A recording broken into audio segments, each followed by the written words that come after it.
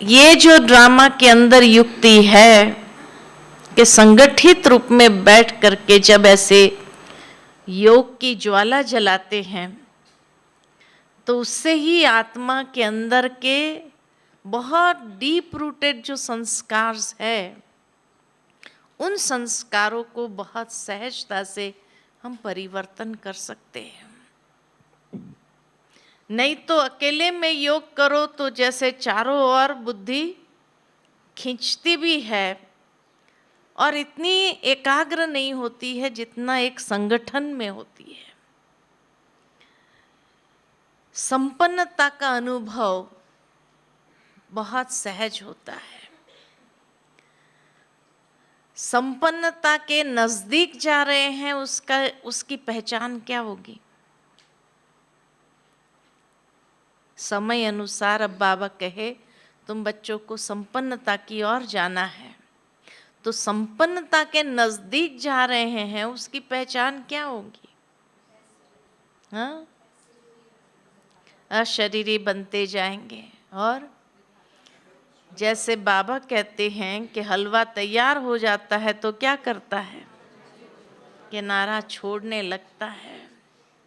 तो इसी तरह बुद्धि से हमारा भी लंगर उठना कहो या किनारा छोड़ना कहो, मन किसी भी प्रकार के आसक्ति न रहे, कोई भी कर्मेंद्रियां अपने तरफ खींचे नहीं। कल की मुरली बाबा की याद आती है कि सिविलाइज्ड हो जाते हैं, संपूर्ण सिविलाइज्ड, कि कोई भी कर्मेंद्रियां हमें धोखा न दे सके, ऐसी हमारे अंदर पावर आ जाए।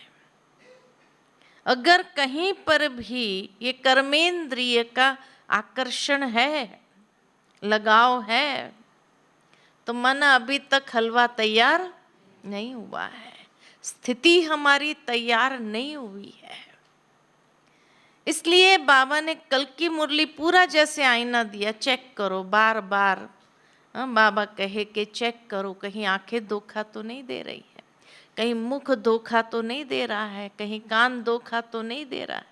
एक एक इंद्रियों का चेक करो कि न्यारी हो गई है, तैयार हो गई है, क्योंकि ऊपर उड़ना है, हमें बाबा के पास जाना है।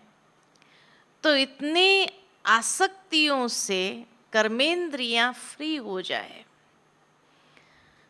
कोई भी प्रकार की आकर्षण इस दुनिया की मुझे खींचे नहीं। ये मुझे अपने आप में महसूस करना है, देखना है कि कहीं हमारी बुद्धि अटकी हुई तो नहीं है। तो कल जब हम दिल्ली में थे तो ब्रिजमोहन भाई यही बता रहे थे कि आंखें भी कितना रूप से धोखा देती है। कोई एक रूप से थोड़ी धोखा देती है, खाली नाम रूप में फंसे उसी को थोड़ी कहा जाता है कि आंखों ने धोखा दिया। कोई चीज देखी और मन हुआ कि चलो उठा कर खा ले, तो वो आंखों ने देखा, तभी जिह्वा भी क्या हो गई?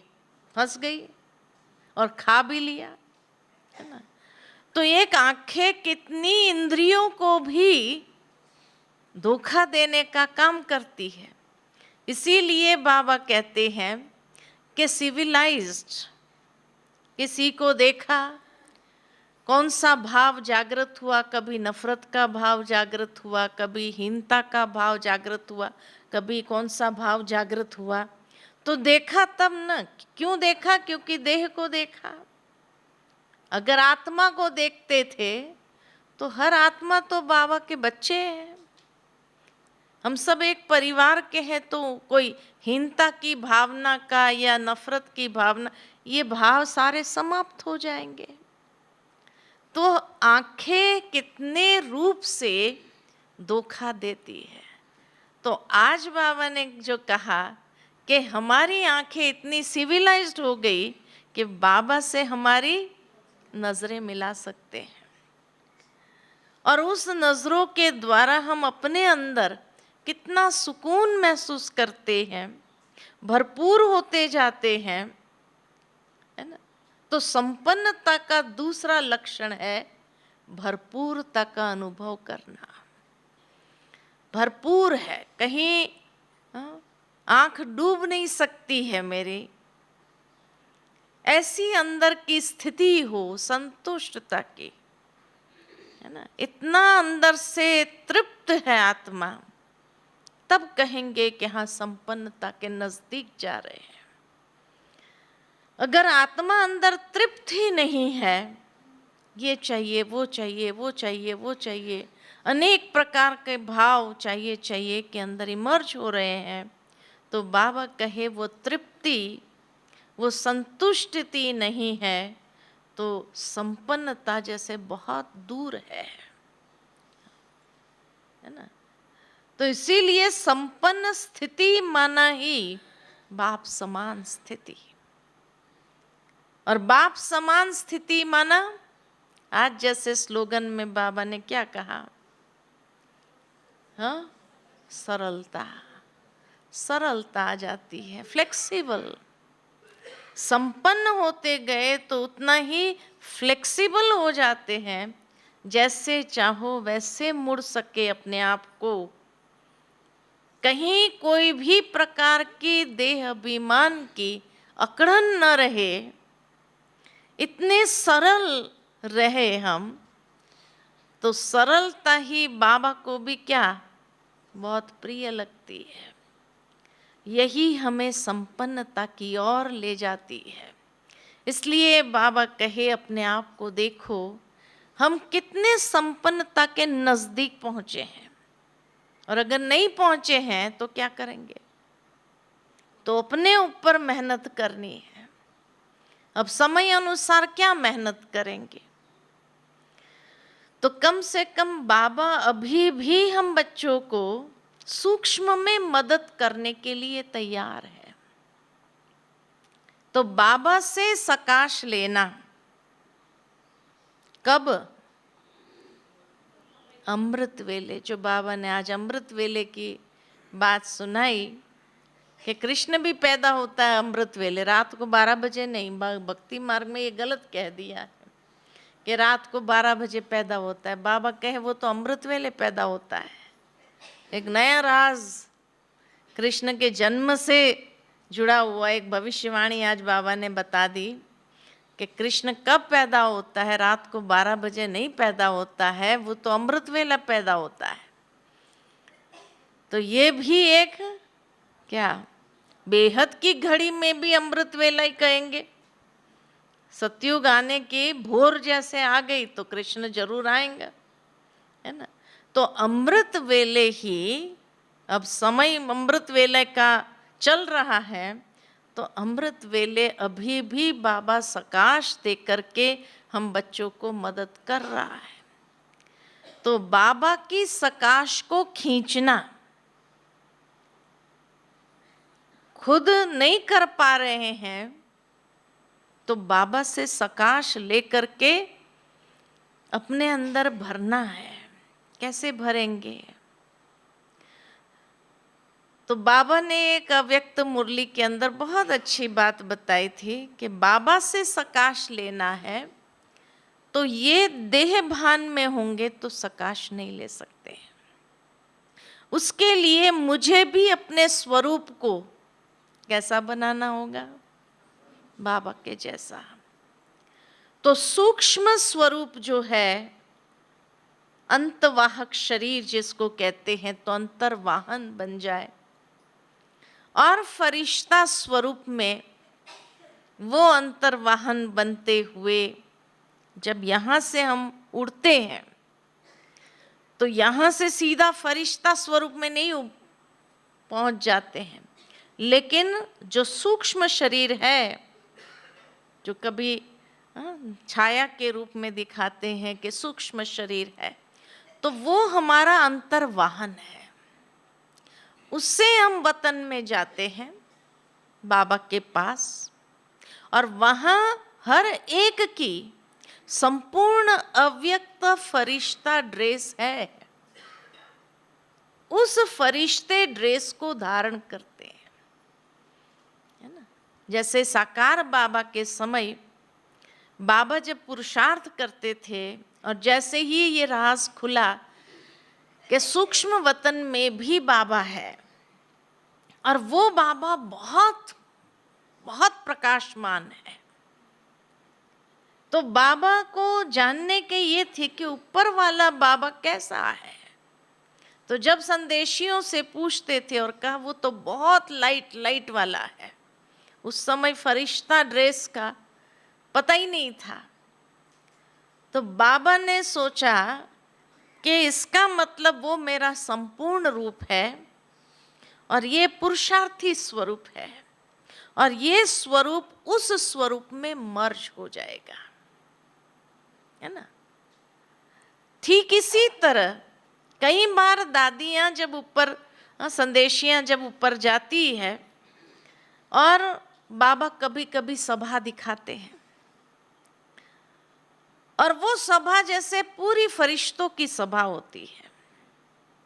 एक बार हमने गुलजार दादी से पूछा कि दादी बाबा जब आपको ऊपर सभा दिखाते हैं तो हम दिखाई देते हैं? तो दादी ने कहा ये नहीं पता चलता है कौन है, क्योंकि हर एक का संपूर्ण अव्यक्त फरिश्ता स्वरूप होता है हमारे सामने जो बाबा सभा दिखाते हैं। तो उसमें फीचर्स हर एक के अलग हो जाते हैं, दिव्य फीचर्स हो जाते हैं, बहुत प्रकाशमान फीचर्स हो जाते हैं, तो पहचान नहीं सकते हैं। बहुत कोई कोई को पहचान लेते हैं, जैसे कोई दादियाँ होती है तो पहचानने में आ जाती है, क्योंकि वो उस स्वरूप के नजदीक पहुंच गए हैं। तो जिस तरह साकार ब्रह्मा बाबा का नीचे पुरुषार्थी स्वरूप, ऊपर संपूर्ण स्वरूप, और ये स्वरूप जाकर के उसमें मर्ज हो जाता, उसके लिए बाबा ने पुरुषार्थ किया। 2:30 बजे से उठ करके बाबा बैठ करके उस लाइट माइट स्वरूप की स्थिति में बैठ करके जैसे ये स्वरूप उस स्वरूप में मर्ज हो रहा है।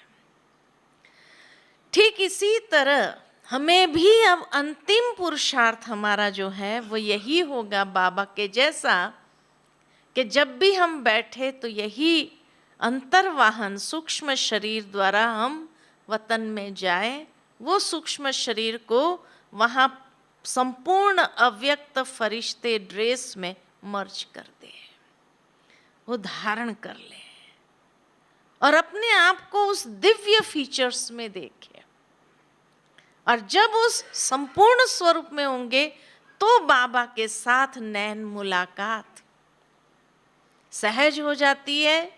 नैन मुलाकात करते हुए बाबा के मस्तक से जैसे सकाश हम ले रहे हैं, ये फीलिंग आती है। तो ये पहला तरीका है सकाश को प्राप्त करने का। दूसरा तरीका ये है जो बाबा कहते हैं कि कभी कभी कोई ऐसी लहर होती है तो बाबा सकाश देता है। जैसे शुरू के यज्ञ की हिस्ट्री में आप सभी ने सुना होगा कि जब यज्ञ में कोई अनन्य बच्चा बीमार पड़ता था या जब बाबा के पास समाचार आता था, खास करके जब ये विशेष हम सभी ने यज्ञ की हिस्ट्री में दादियों से सुना, जब विश्व किशोर भाऊ एडमिट थे बॉम्बे हॉस्पिटल में, या मम्मा को जब एडमिट किया था, ऑपरेशन था मम्मा का, तो उस समय बाबा 2:30 बजे से लेकर के बच्चे को सकाश दे रहे थे, लाइट की किरणें दे रहे थे। जिसको कहे जैसे पहले के समय में जब किसी को कोई कैंसर हो तो लाइट देते थे, उस जगह पर लाइट का फोकस देते थे, रेडिएशन जिसको कहा जाए। तो ठीक इसी तरह बाबा भी पावरफुल सकाश देते थे जब ऐसी कोई लहर होती है। तो ठीक इसी तरह ये महसूस करना है कि अभी जैसे जैसे अंतिम समय की ओर आगे बढ़ रहे हैं तो नेचुरल है कि 2 बातों का पेपर हमारे सामने विशेष आएगा। ये हर ब्राह्मण को क्रॉस करना ही है। कौन सा 2 पेपर विशेष? एक शरीर का पेपर जरूर आता है, शारीरिक भोगना का, क्योंकि कई ऐसे कार्मिक अकाउंट्स हमने क्रिएट किए हैं ये कर्मेंद्रिय से, तो उसका हिसाब तो चुकाना पड़ेगा ही। और दूसरा अपने संस्कारों का, जो बाबा कहते हैं कि जैसे जैसे अंतिम समय आता जाएगा तो माया भी फुल फोर्स से उभरेगी, यानी हमारे अपने ही कमजोरी के संस्कार जो है, जिसको हमने मिटाया नहीं, दबा के रखा है, ज्ञान समझ से हमने उस संस्कार को दबा के रखा हुआ है। तो जैसे जैसे अंतिम समय आएगा वो संस्कार फुल फोर्स से बाहर आएगा और वो संस्कार हमें परेशान करेगा, हमारी स्थिति को हलचल में ला देगा। तो ये 2 पेपर खुद से हैं। देखो, बाहर के कोई विघ्न आएंगे उनको निपटाना सहज है, ड्रामा कल्याणकारी है कहना सहज है, लेकिन खुद के पेपर बन जाए तब उसको फेस करना बहुत मुश्किल होगा।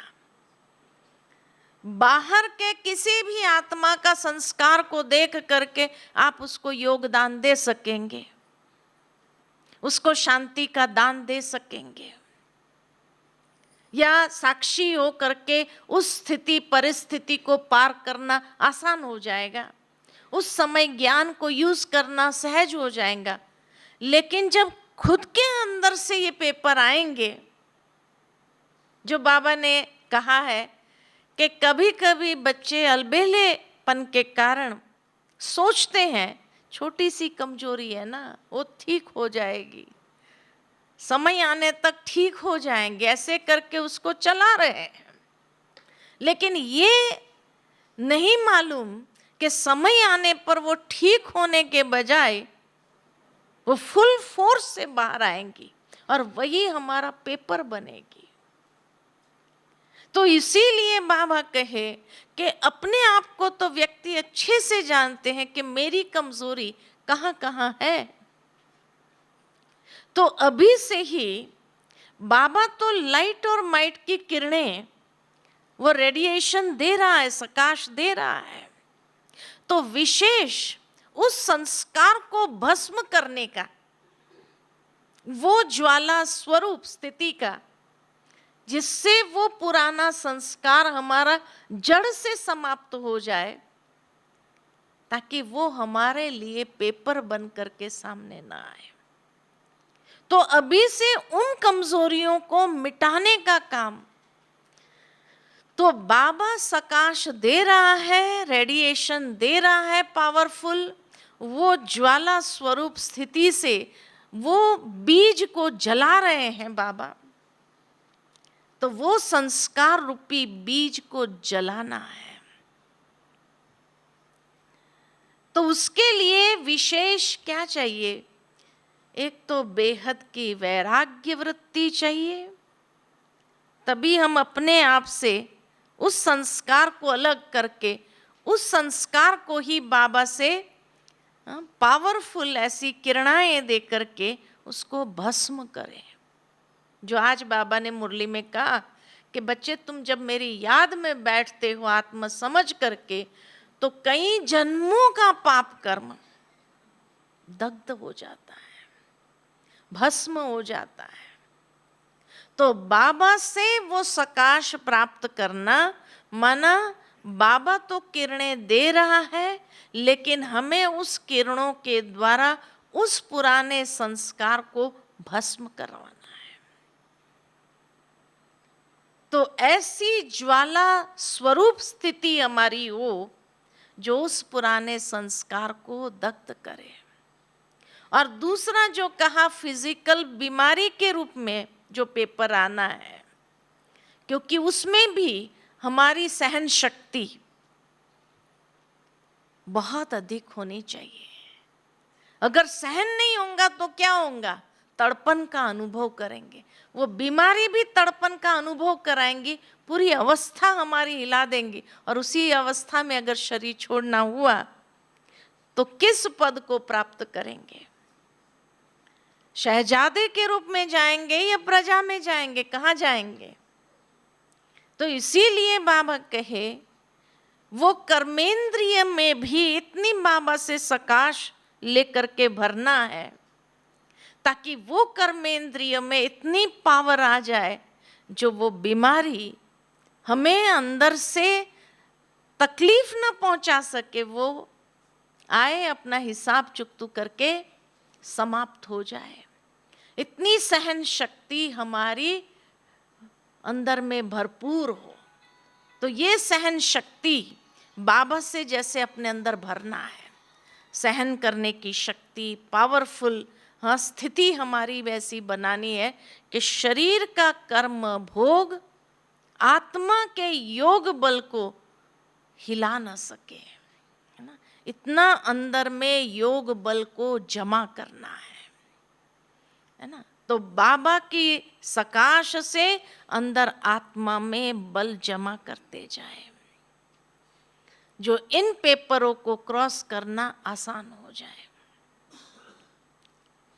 तीसरा बाबा कहते हैं, बाबा से सकाश लेने का आधार है कि लाइट और माइट की स्थिति, लाइट हाउस माइट हाउस बन जाओ।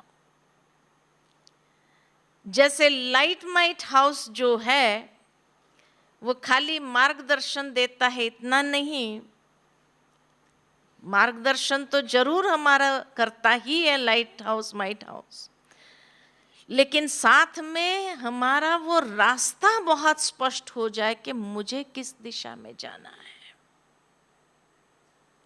अब से मेरा पुरुषार्थ या ये भट्ठी से अपने अंदर एक ऐसा नवीनता का परिवर्तन ले आए जो हमारे लिए मार्ग स्पष्ट हो जाए कि अब आगे का रास्ता मेरा किस तरह का होना चाहिए पुरुषार्थ का।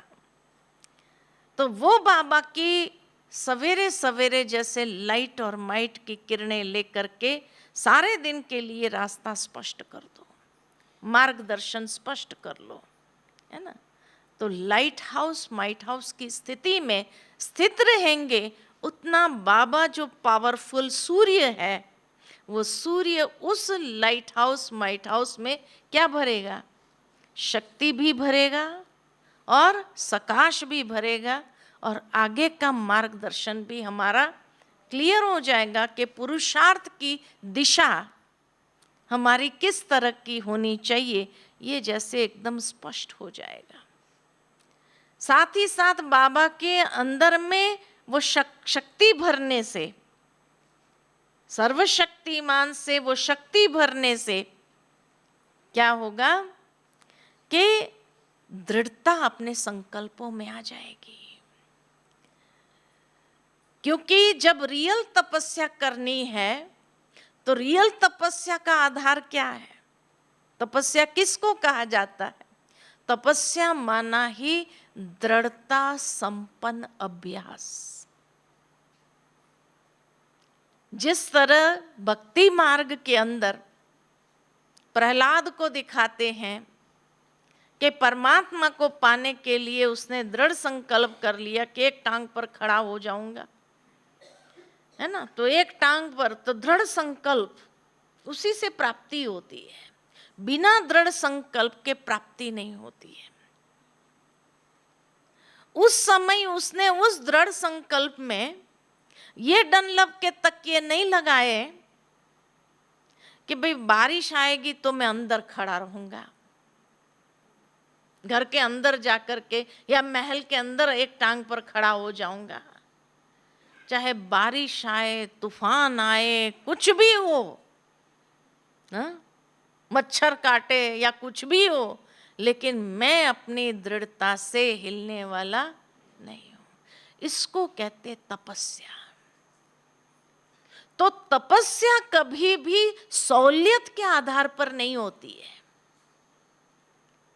जहां हमने अपने लिए सहूलियत बनाना शुरू किया ये होगा तो करेंगे, ऐसा होगा तो करेंगे, ये करेंगे, है ना। इस तरह से अगर हमने अपनी तपस्या को बनाना शुरू किया तो तपस्या कभी होगी नहीं, और दृढ़ता संपन्न अभ्यास नहीं तो प्राप्ति नहीं है।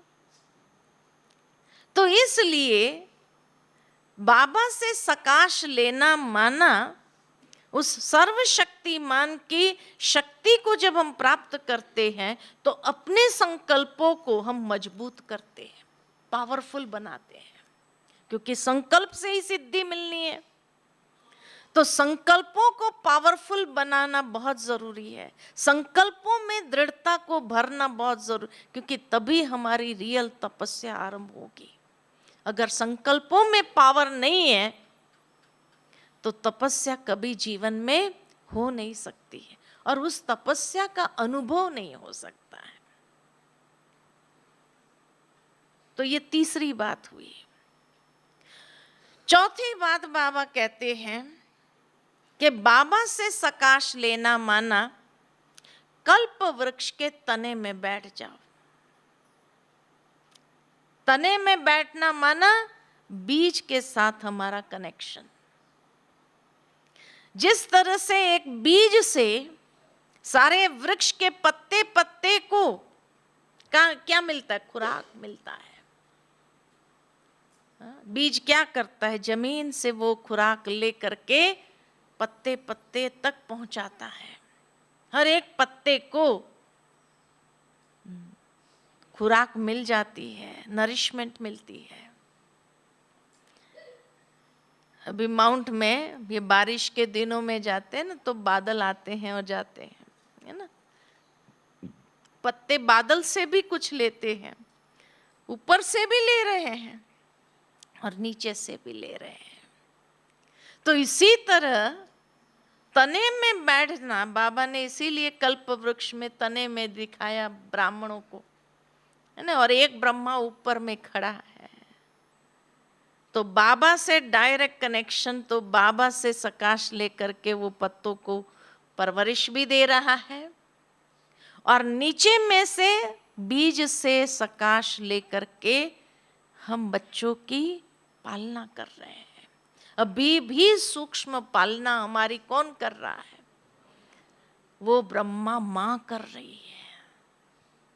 इसलिए बाबा ने कहा ये बाप भी है तो माँ भी है ना।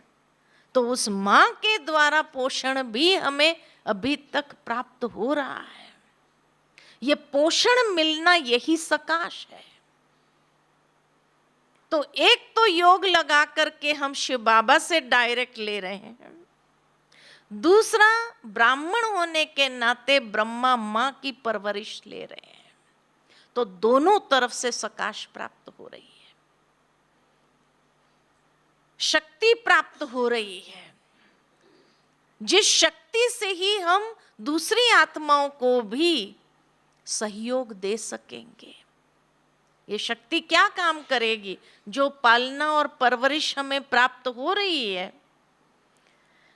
बाबा कहे अंतिम समय अनेक आत्माएं आपके सामने आएगी कि हमें कुछ अंजलि दे दो, थोड़ी सी शांति दे दो, थोड़ा सा हमें प्यार दे दो, थोड़ा सा हमें शक्ति दे दो। उनके अंदर उमंग उत्साह भरना, उनको शांति का दान देना, ये हमारा कर्तव्य। तो तने के साथ जितना हमारा कनेक्शन होगा और ऊपर से, तो दोनों तरफ से हमें सकाश प्राप्त हो जाती है। और उस सकाश से इतनी शक्ति भरेंगे कि उस समय जो आएंगे बस हम अपने आत्मिक स्थिति में होंगे और वो आत्मा वो चीज ले जाएगी हमारे से जो उनको चाहिए। उनको शांति चाहिए, शांति ले जाएंगे। उनको खुशी चाहिए, खुशी ले जाएंगे। उनको प्यार की अनुभूति करनी है तो परमात्मा प्यार का अनुभव करके जाएंगे। जो चाहिए उसको हमारे द्वारा प्राप्त होगा, और तब हम निमित्त बन करके बाबा हमसे दिलाएगा। तो मैं दे रही हूं ये भान नहीं आएगा क्योंकि हमें पता भी नहीं चलेगा बाबा ने उसको क्या दिया और वो क्या लेकर के चले गए, ये भी पता नहीं चलेगा। क्योंकि देने वाला करन करावनहार बाबा कराएगा आपसे। तो इसीलिए भरपूर अपने आप को जितना करेंगे उतना ही हम उस समय में ये रोल प्ले कर सकेंगे, है ना। ये रोल प्ले कर सकेंगे कि हम निमित्त बन करके खड़े होंगे, आत्मिक भाव आत्मिक स्थिति में खड़े होंगे और वो आत्माओं को उसी समय अंदर में जैसे इतनी राहत का अनुभव होगा, इतनी संतुष्टता प्राप्त होगी, वो कहेंगे बस आपके पास खड़े होने से भी जैसे हमें कुछ मिल रहा है, ये फीलिंग आएगी। जैसे अभी कभी कभी हम जाते हैं कहीं, किसी ने शरीर छोड़ा होता है और वहाँ का माहौल एकदम ये होता, बस वहाँ जाकर के बैठते हैं तो पूरी सभा में क्या हो जाता है, शांति हो जाती है। वो भी कहते कल फिर आना, आप कहते हैं ना कल फिर आना, आप आते हैं तो अच्छा लगा हमें।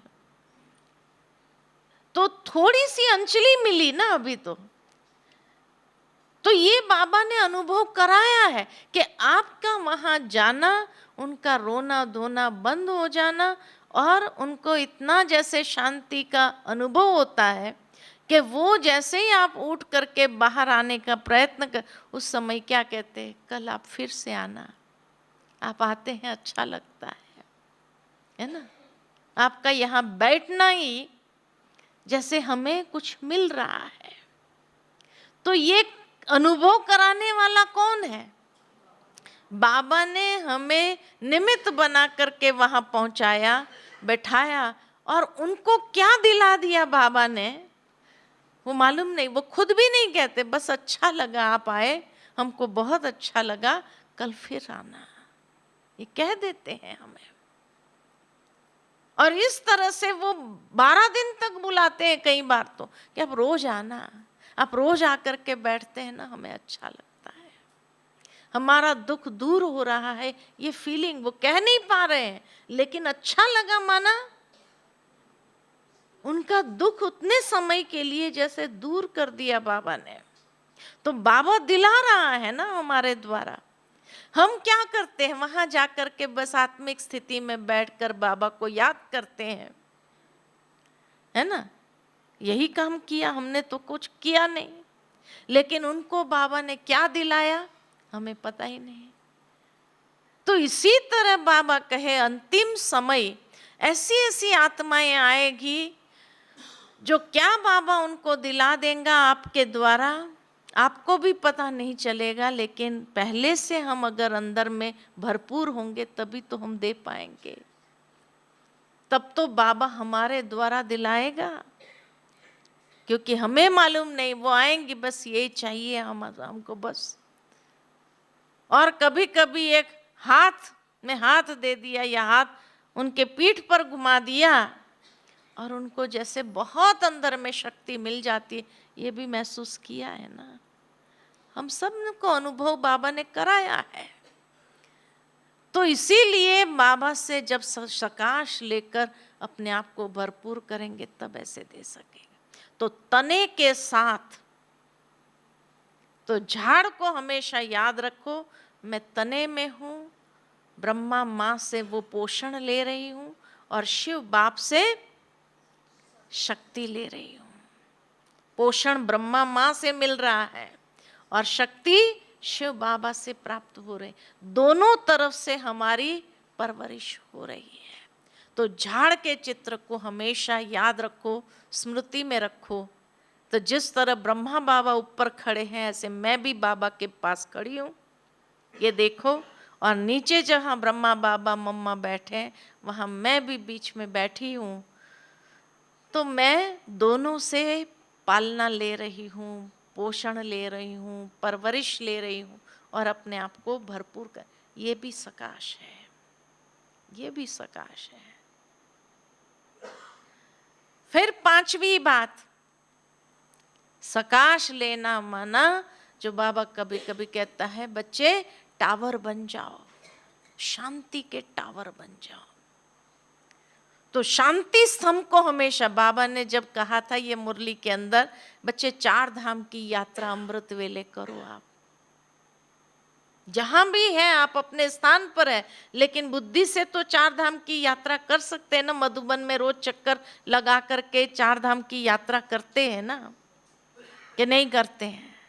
करते हैं कि कभी कभी याद आ जाती है कि 4 धाम का चक्कर लगाना है। हाँ, क्या करते?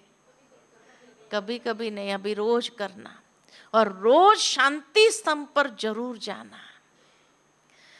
बाबा शांति का टावर है, पवित्रता का टावर है, शक्ति का टावर है, ज्ञान का टावर है। ऐसे मुझे भी शांति का टावर, ज्ञान का टावर, शक्ति का टावर और पवित्रता का टावर बनना है। यानी उसकी हाईएस्ट स्टेज में अपने आप को स्थित करना। टावर माना सबसे ऊंचा, तो उसकी हाईएस्ट स्टेज में अपने आप को स्थित करना है। जब शांति का टावर बन जाती हूं, तो उस समय मन की स्थिति इतनी शांति की हो, जैसे शांति के प्रकंपन दूर दूर तक पहुंच रहे हैं, जा रहे हैं। जैसे ये मोबाइल का टावर नहीं होता है, कितने भी कोई जंगल में होगा तो भी पहुंचाता है ना, उसको सिग्नल मिलती है ना। ठीक इसी तरह बाबा भी कहते हैं टावर बन जाओ। तो आप कहां भी होंगे तो बाबा की सिग्नल को क्या करेंगे? कैच करेंगे।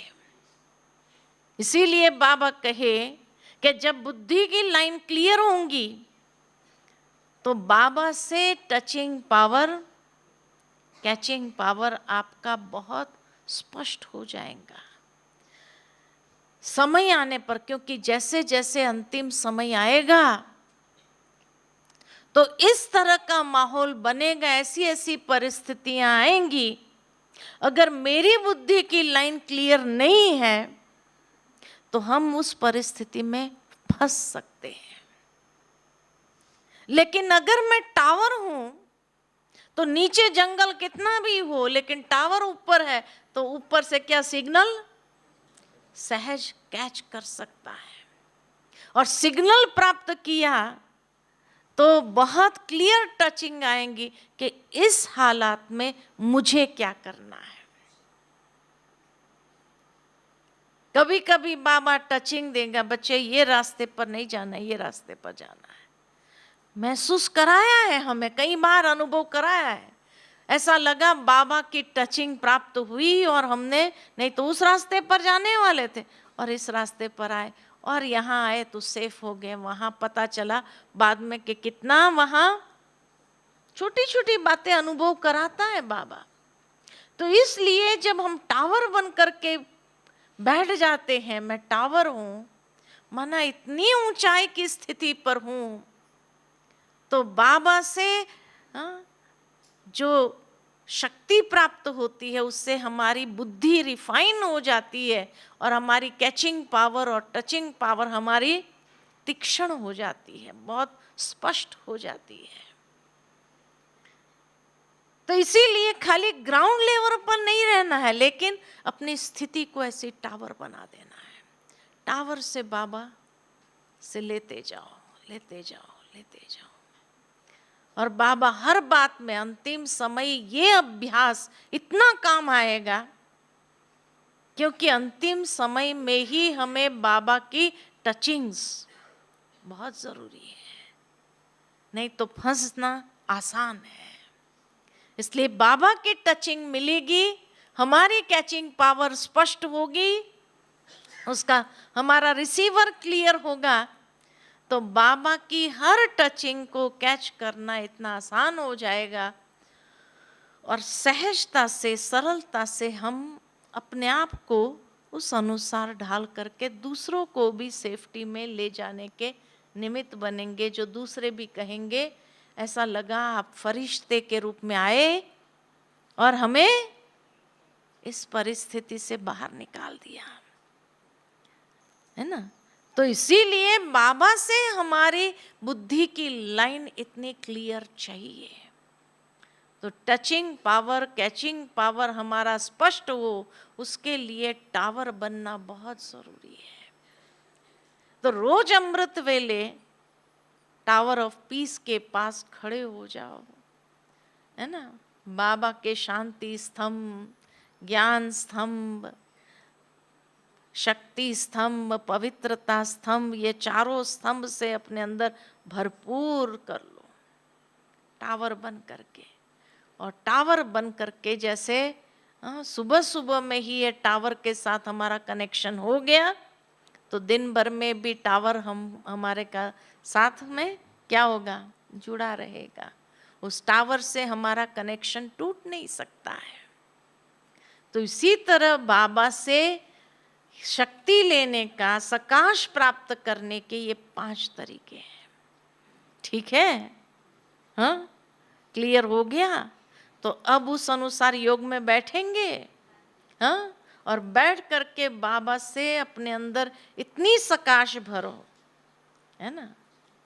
तो हम पहले जैसे जैसे योग कमेंट्री करेंगे, तो जैसे बाबा ने को कहा कि बाबा, हाँ, पहले तो अव्यक्त स्वरूप में बाबा हमारे पास भी आकर के हम अंतवाहक शरीर के द्वारा संपूर्ण अव्यक्त फरिश्ते ड्रेस को धारण करके क्या करेंगे, वतन में जाएंगे, वहाँ सकाश लेंगे, लाइट हाउस माइट हाउस की स्थिति में बैठेंगे, बाबा से सकाश लेकर। नमः शाम का समय है, तो क्या कई बार बाबा कहते हैं ना, भक्तों की पुकार सुनो, दूसरों की पुकार सुनो, उनको भी क्या करो, सकाश देते जाओ। तो एक तरफ लेते जाए, दूसरी तरफ देते जाना है। तो वैसे वैसे हम कमेंट्री फिर जाकर के परमधाम टावर में, बाबा कई बार मुरली में कहते हैं कि परमधाम क्या है, साइलेंस का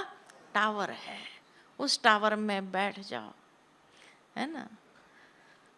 फिर वतन में जब हम बैठेंगे, सूक्ष्म वतन में बाबा के साथ, तो तने में भी बैठेंगे, ब्रह्मा माँ से भी पालना लेंगे, बाप से भी शक्ति लेंगे, और शक्ति लेकर के फिर परमधाम जाएंगे।